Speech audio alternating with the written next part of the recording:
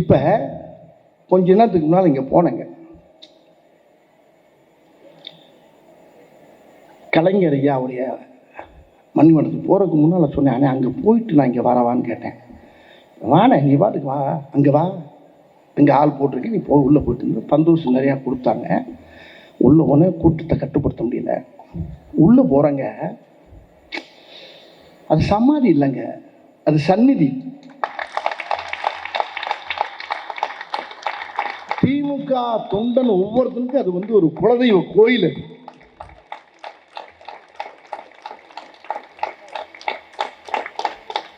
அது மணிமண்டபம் இல்லை, மணிமகுடம் கலந்த மணிமண்டபம். அது அப்படிப்பட்ட ஒரு ஏன்னா நான் இந்த இடத்துல அவரை பற்றி, நான் கலைஞர் ஐயாவை பற்றி ஒரு சில வார்த்தையை நான் சொல்லி ஆகணும். எம்ஜிஆருடைய தீவிர ரசிகன் நான், ஆனால் இவருடைய தீவிர பக்தன், இவருடைய தீவிர விசுவாசி நான். இவர் கூட அவர் இருக்க காலங்களில் அவரை வெளியிலிருந்து தான் பார்த்துருக்கேன் எம்ஜிஆரை. அவர் 2 பேரும் நண்பர்கள் தான். ஆனால் இவர் கதை வசனத்தில் நடிச்சிருக்கேன், இவர் கூட உட்காந்து பேசியிருக்கேன், பழகியிருக்கேன். நிறைய விஷயங்கள் எனக்கு தைரியம் சொல்வார். திரையுலகத்தை அவர் எந்த அளவுக்கு நேசித்தாருங்கிறது எல்லா மக்களுக்கும் தெரியும்.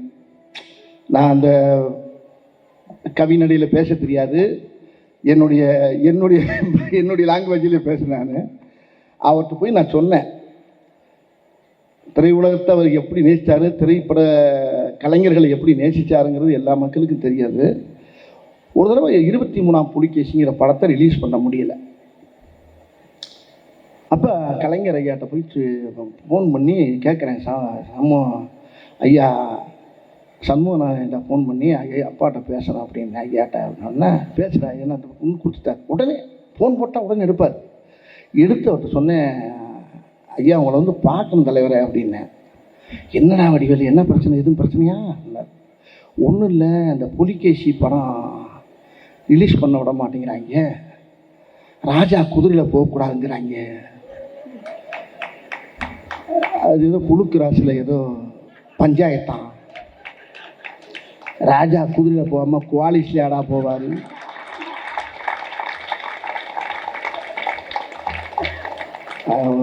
தலைவர் தெரியாமல்ல, உங்களுக்கு தெரியுமே, தெரியும் வாங்க சொன்னார்.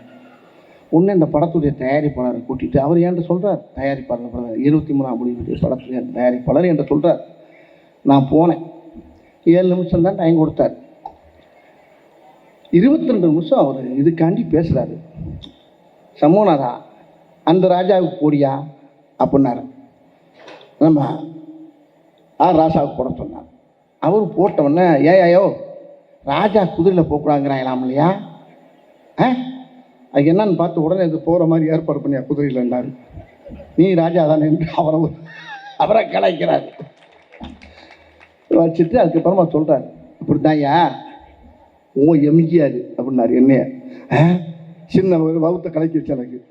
ஓ எம்ஜிஆரா, ஓ எம்ஜிஆர் படத்தை அந்த காஞ்சி தலைவர் இருந்தப்போ இப்படி தான்யா புலிகேசியில் ஒரு பஞ்சாயத்து வந்துச்சு. அப்போ கூட அதில் புலிகேசி மன்னனாக வருவார் எம்ஜிஆர். அது என்னால் பண்ண முடியலை, அப்புறம் அதை தூக்கிட்டோம். அதுக்கப்புறம் இந்த மேட்ரு கண்டிப்பாக அந்த படம் ரிலீஸ் ஆகிடும் அப்படின்னு சொல்லி எங்களுக்கு தைரியம் கொடுத்து ஒரு வாரத்தில் அந்த படத்தை ரிலீஸ் பண்ண வச்சது 23ஆம் புலிகேசி. இம்சையரசன் 23ஆம் புலிகேசியை ரிலீஸ் பண்ண வச்சது ஐயா டாக்டர் கலைஞர் அவர்கள். அவர் பண்ணலைன்னா அது மார்ச்சரிக்கு போயிருக்கோம், அது நேரம் பிறதரைக்கு தான் போயிருக்காங்க. அவர்னால தான் இந்த படம் வெளியே வந்துச்சு, வெற்றி பெற்றுச்சு. அது மட்டும் இல்லை, கலைஞர் சேனலை ஆரம்பிக்கும் போது முதல் அந்த படத்தை அந்த சேனலுக்கு அவர் முதல்ல வாங்கி அந்த ராமநாதன் சார் மூலியமாக அந்த படத்தை ரிலீஸ் பண்ணார்.